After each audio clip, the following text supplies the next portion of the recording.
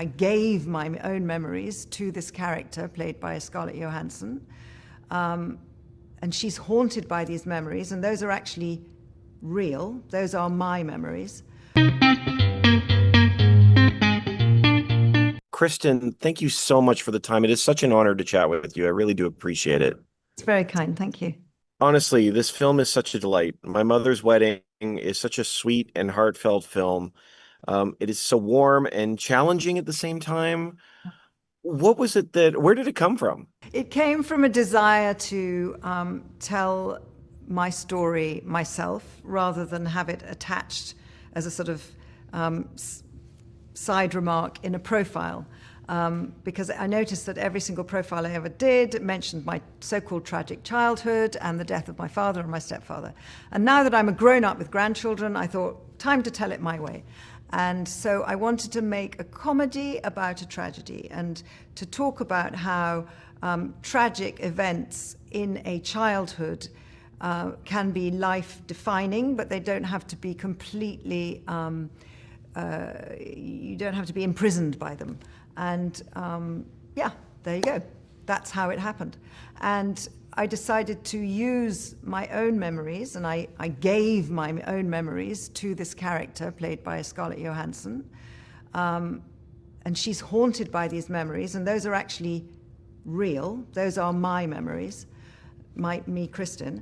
And she can't let go of them, and she can't move on without hanging on to them, and it's being a handicap for her. She's not able to move forward. So anyway, I decided that this is what I wanted to talk about and invent a kind of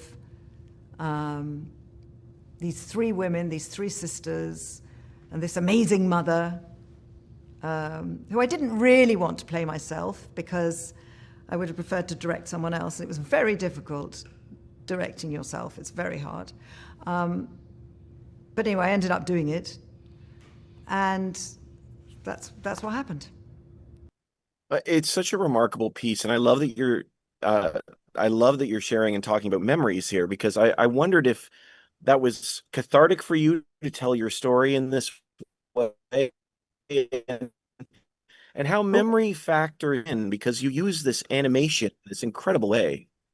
It was very important for me to use the memories as being something that she can't. It's like a stone in her shoe. She can't get rid of them. And these memories, I really wanted them to exist in the film as a part of the storytelling. But I didn't want to make something that was a sort of a mini film within a film. I wanted a different medium. And I've always loved animation. I think animation is such a powerful thing. It can be so effective.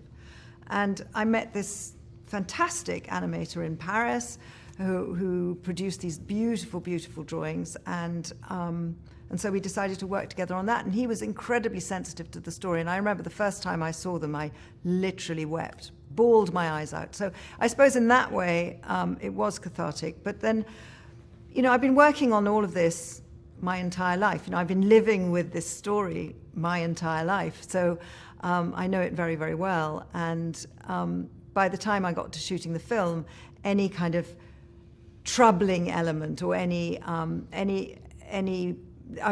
not held back by it anymore. I've got over that a long time ago. It really is special to see you working with these women on screen. It's an incredible cast. And I was wondering, from your perspective, what was it like working with them and sharing your story through their voices?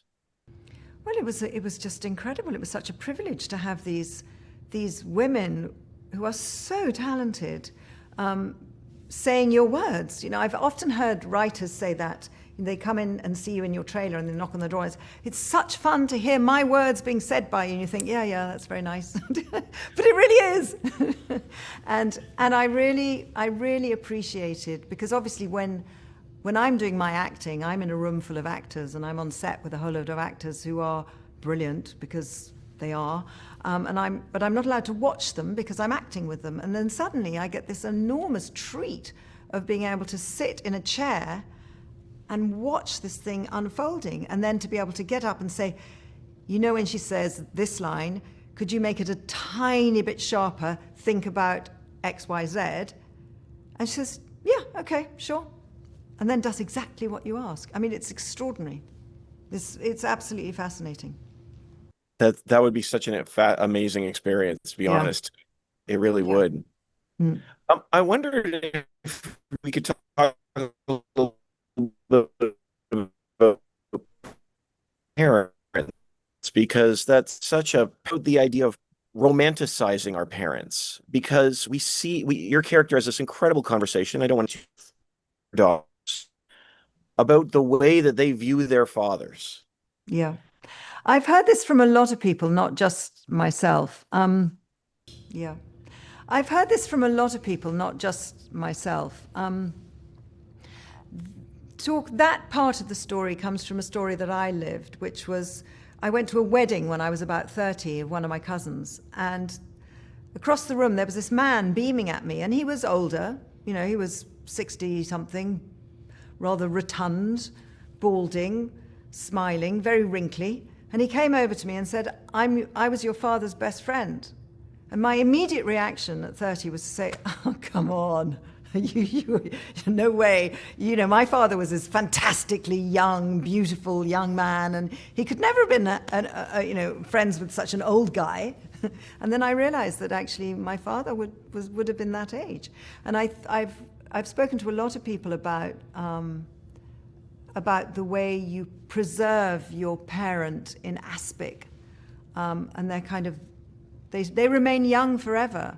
And I think that's one of the aspects that I explore in the film, is the idea that we all age, we all change, we all alter. We're not the same. We're not now little girls. We're now adults, and we're not now young women. We're older women. And I think this passing of time is, we're all facing it. It can be fun if you like, and so it's one of the things I wanted to look at. Yeah. I wanted to ask you too, what's in a name? Because there's so much talk in this film about names, and even Scarlett says your name is who you are.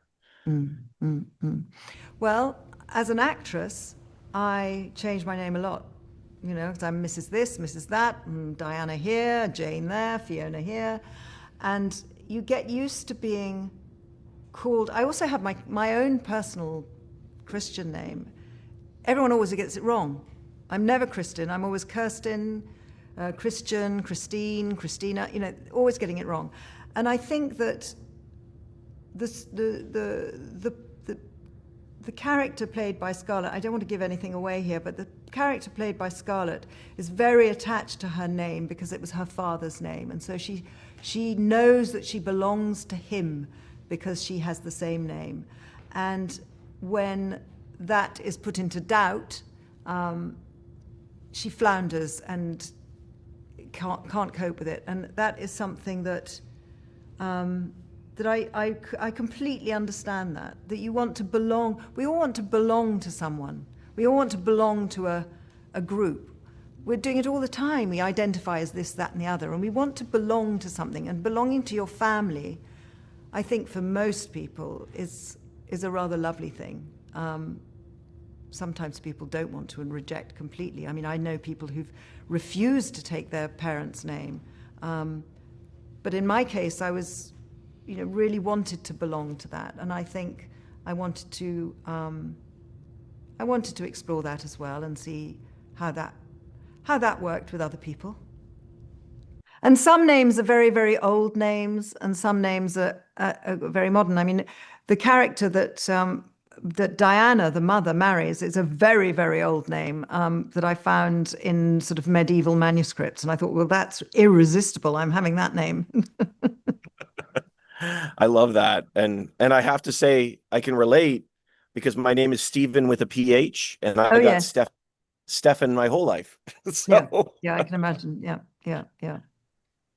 Honestly, the film is such a delight, Kristin. Thank you so much for the time, and I really do appreciate the chance to chat with you. Thank you so much. Thank you very much.